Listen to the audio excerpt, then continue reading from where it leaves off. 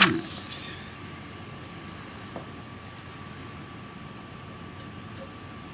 Now,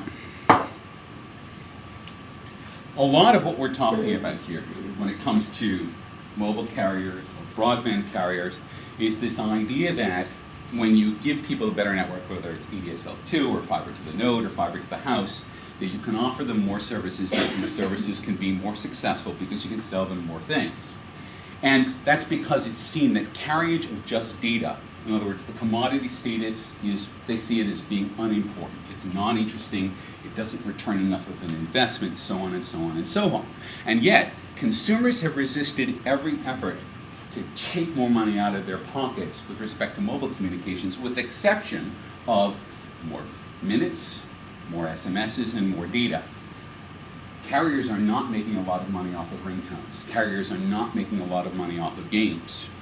All right? They make a little bit, and globally the market in ringtones is $3 billion, which isn't chump change, but that's across how many subscribers?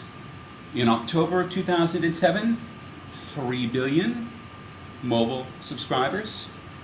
All right, so this is nothing. This is a non-existent market. In fact, the real market here is about connecting people to people.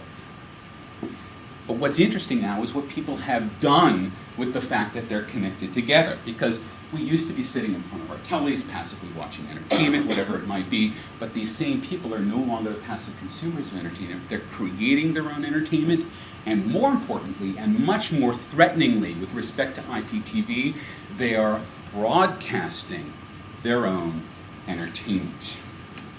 So, for example, I'm going to come back to that in a second.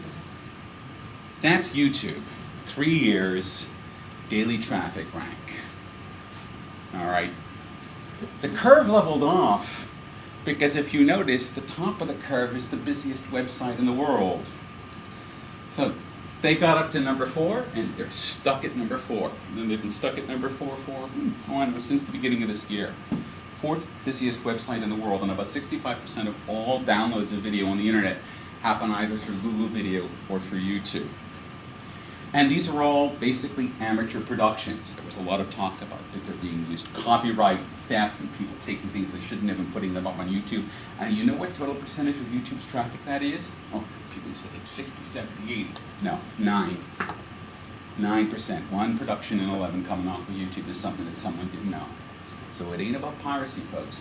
It's about people creating things and sharing them with other people. And sometimes that thing is only going to be shared with 10 people. Most of the time it'll be shared with a few hundred people. I was a little race where people were putting little rocket engines in cars the other day down in St. Peter's. It was actually a lot of fun. A lot of things blew up. I shot it. I cut it up. I put it up on YouTube. 200 people have seen it so far. Those are the people who went the race with me. That's pretty normal. And then you get productions that get seen by a few tens of thousands. And then if you've all seen the Free Hugs video, which probably most of you have, that's been seen now by what? 14 million people. And so we need to be very careful by how we judge amateur media. Because amateur media, okay, it doesn't have a gold standard of production. Now, Chad Hurley, the founder of YouTube, said that there is no such thing as a gold standard of production. Well, I disagree with him, all right? The gold standard of production on YouTube is salience. In other words, how important it is to you, how passionate you are about the subject. All right? Because if something is important on YouTube, if something is meaningful, well, you watch it. But what's the next thing that you do after you've watched it? You hit the share button. All right? That's the key point. So salience drives the whole argument of YouTube. And after 2 years of hitting the share button on YouTube, it's gotten into the heads of the global television audience, which, by the way, is pretty much coincident with the global YouTube audience. Not quite, but close. We've gotten really used to the idea that when something is really compelling to us, we need to be able to share it immediately. And the problem is that this creates an enormous problem for copyright holders. The copyright, as it is expressed in 2007, is about withholding the right to share so you can levy a fee on that. Well, here's the problem. Consumers now believe, because of their consistent interactions with YouTube and other things, that if you can't share media, it's broken. This is now in there at a really, really deep level. All right? And every film studio, and every recording industry, and television broadcaster, they're facing the reality of this. All right, we've skirted around the fact that what was the exact phrase that was used? Let's get back to it. Ah, yes, aberrant behavior by users.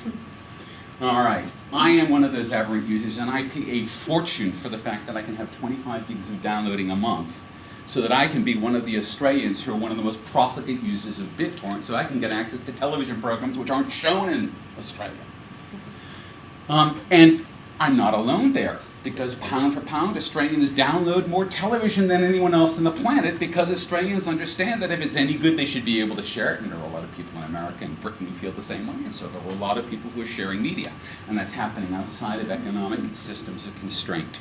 And it's happening despite every legal constraint that's being put on it.